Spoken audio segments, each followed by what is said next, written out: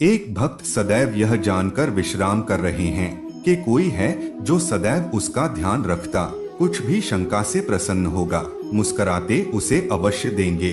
का इस लूट में और किस परिस्थिति में इसका पूर्व ज्ञान और नाबार्ड के लिए संभव नहीं होता। जब जब तक भगवान का ध्यान करता है तब भगवान का ध्यान रखते हैं।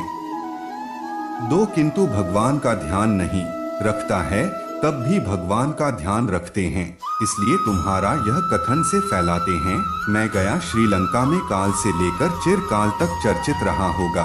थे एक बात का ध्यान रखते हैं, हाँ, जिसके कारण स्वाद विनाश ग्रोथ पर शामिल थे और भाई में वृद्धि और ज्ञान, किंतु जो व्यक्ति को मेरी भी सहनशील और विनम्र बनाए ज्ञान है, ज्ञान की शक्ति दुरुपयोग करने हेतु प्रेरित करती हैं, किंतु जो अपनी शक्ति और अपने सामर्थ्य के प्रति अपने उत्तरदायित्व को समझा है, चुराह केवल अपने अपितु अपने से पहले संसार के उद्धार हेतु प्रोत्साहित करे गया।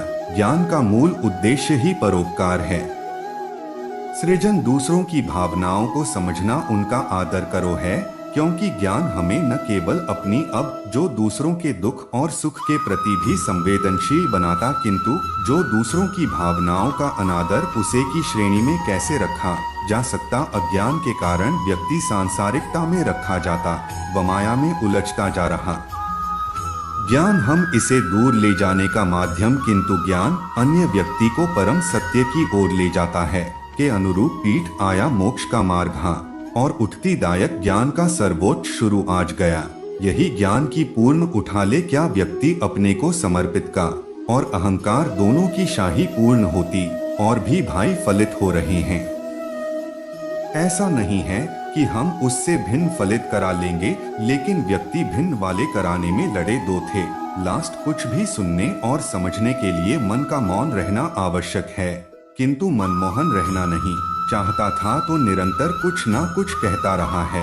डिमांड शब्दों का क्रम चलता रहता है और यही आक्रमण है, जिसके कारण था कभी भी शब्दों के परे नहीं रहा था। जीवन की सत्यता का उसकी प्रतीक्षा कर रहा था।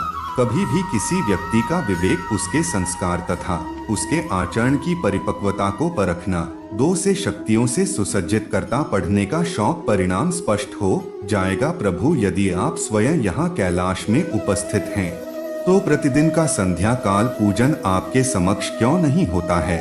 प्रोजेक्ट का साक्षात सामने और मन को भटकने नहीं देता। जो सच्चे भक्त भगवान तो उनके मन उनके हृदय में निवास कर इनके हृदय में श्रद्धा है, उनके लिए पूजा करने थे।